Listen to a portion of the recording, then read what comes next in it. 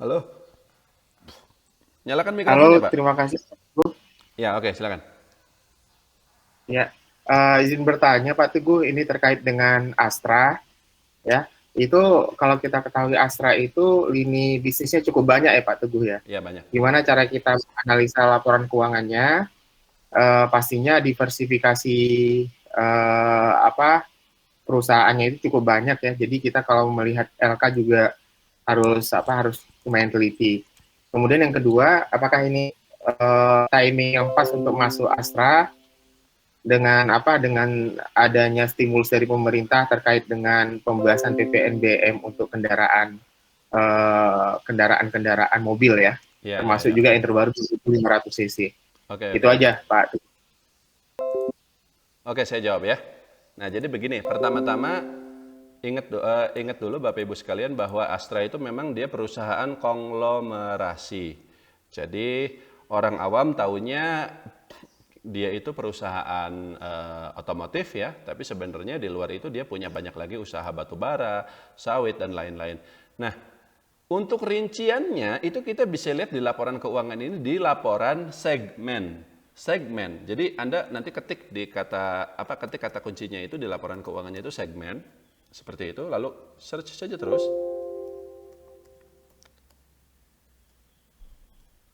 Nah, ini dia nih ya. Informasi segmen.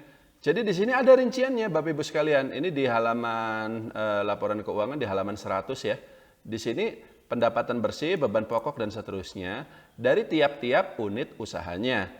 Di sini ada otomotif ya, lalu ada jasa keuangan. Jasa keuangan ini meliputi asuransi, pembiayaan dan bank, tapi bank kemarin udah dijual ya yang BNLI jadi di luar bank sekarang. Kemudian alat berat, pertambangan, konstruksi dan energi. Ini yang dipegang melalui United Tractors (UNTR). Jadi dia kan punya alat-alat berat ya, Komatsu, pertambangan melalui Tuah Turangga Agung, konstruksi melalui Akset Indonesia dan energi. Energi ini ya batu bara. Pama Persada itu. Kemudian agribisnis ini yang melalui Astra Agro Lestari (AALI). Lalu ada infrastruktur dan logistik, ini macam-macam termasuk jalan tol Cipali, ini punyanya mereka. Lalu ada teknologi informasi, ini melalui Astra Grafia. Lalu ada properti, properti ini melalui Astra Property ya, yang termasuk Menara Astra itu. Tapi perusahaannya tidak listing, tapi masuk grupnya Astra. Jadi secara umum ya, meskipun secara ini kalau dirinci kan ada banyak lagi jenis usahanya, tapi secara umum Astra itu punya 1, 2, 3, 4, 5, 6, 7. 7 segmen usaha. Tapi seperti yang Anda bisa lihat di sini ya, porsi terbesar pendapatan Astra Internasional ini ya, paling besar itu dari sektor otomotif ya, lalu disusul alat-alat berat, pertambangan dan konstruksi. Jadi otomotif dan United Tractors.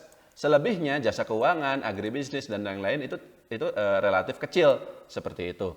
Nah, kalau misalnya kita lihat lagi di bagian laba bersihnya, ternyata meskipun pendapatan otomotif itu lebih besar 67 triliun dibanding yang alat-alat berat dan seterusnya sebesar 60 triliun, tapi ternyata dari sisi laba bersih ya, otomotif labanya 2,6 triliun, yang alat-alat berat itu labanya mencapai 5,4. Dan yang jasa keuangan meskipun pendapatannya hanya 20 triliun tapi labanya mencapai 3,3 triliun. Jadi tiga inilah yang merupakan usaha terbesar, segmen usaha terbesar milik dari Astra Internasional. Yang lain-lainnya ya seperti IT, kemudian properti itu masih kecil lah, nggak berkontribusi signifikan. Otomotif, alat-alat berat, batu bara, termasuk yang terakhir adalah jasa keuangan itu yang paling besar. Tapi dari sini kita bisa lihat juga bahwa labanya dari industri otomotif yang sebesar 2,6 triliun itu dibandingkan eh, laba keseluruhannya sebesar 18 triliun, ya ternyata tidak terlalu signifikan juga ya, kecil ya. Berarti kan cuman berapa persennya dari total labanya Astra ini yang 2,6 triliun. Memang dari sisi pendapatannya dia besar, tapi dari sisi laba bersihnya dia tidak terlalu besar dibanding labanya Astra secara keseluruhan. Nah, artinya Dengan adanya sentimen bahwa pemerintah memberikan banyak stimulus untuk sektor otomotif ya, PPNBM dan seterusnya, dan memang ini bisa diharapkan untuk akan meningkatkan penjualan kendaraan bermotor, terutama mobil seperti itu. Karena memang kemarin-kemarin ya penjualan mobil motor itu cenderung turun seperti itu. Tapi kalaupun sektor otomotif benar-benar diuntungkan karena kebijakan tersebut, ya, maka kontribusinya terhadap Astra ternyata tidak terlalu signifikan. Astra itu akan lebih diuntungkan jika harga batubara naik. Karena tadi kita bisa lihat bahwa kontribusi terbesarnya, yang laba terbesar yang mencapai 5 triliun sekian, itu dari UNTR. Dari alat-alat berat, dari jasa konstruksi, dan juga jasa tambang. Terkait tambang lah, tapi termasuk ada tambang emas juga. Tambang emas Martabe punyanya United Tractors, itu kan berarti bagian dari Astra Internasional juga seperti itu. Tapi yang dari otomotifnya ternyata tidak terlalu signifikan. Gitu. Di sisi lain, kalau kita bicara valuasi, harga 5.000 bagi Astra itu memang psikologis sekali. PBV-nya tinggal 1,2 di situ. Udah murah itu, Pak. Jadi memang ketika ada sentimen PPNBM kemarin ya gampang naiknya. Kan kemarin-kemarin juga Astra itu sempat di 6.000 bahkan mendekati 7.000 kan. Tapi somehow dia turun sendiri. Karena mengikuti penurunan dari saham-saham consumer goods. Jadi ketika kemarin IHSG masih stabil di 6.200, 6.300, sebenarnya ada banyak saham yang turun loh. Unilever, ICBP, lalu kemudian Astra ikut turun. Itu yang gede-gede, yang kecil-kecil juga banyak yang turun. Jadi sebenarnya ketika kemarin IHSG sideways ya, yang naik itu ya masih itu-itu aja, Telkom, BCA, BRI, yang lain-lain cenderung turun, termasuk Astra.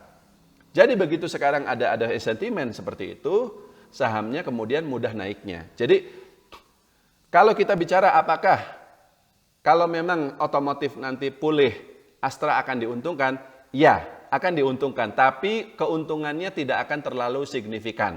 Karena sejak awal kontribusi laba bersihnya dari otomotif ini tidak terlalu besar. Tapi di sisi lain karena sahamnya murah ya, pada harga 5.000 itu udah sikat aja lah. 5.000, 5.200 itu sikat aja. Sekarang memang udah 5.700-an lagi kan, udah naik lagi kan. Ya udah. Kalau misalnya dia udah di 6.000-an ya baru saya bilang jangan kejar, itu udah agak tinggi lagi. Tapi kalau di 5.000-an itu menarik. Kalau memang nanti di kuartal 1 2021 kinerjanya beneran pulih, labanya naik lagi ya baru sahamnya akan naik lebih tinggi lagi. Kurang lebih seperti itu, Pak Alhaz. Oke?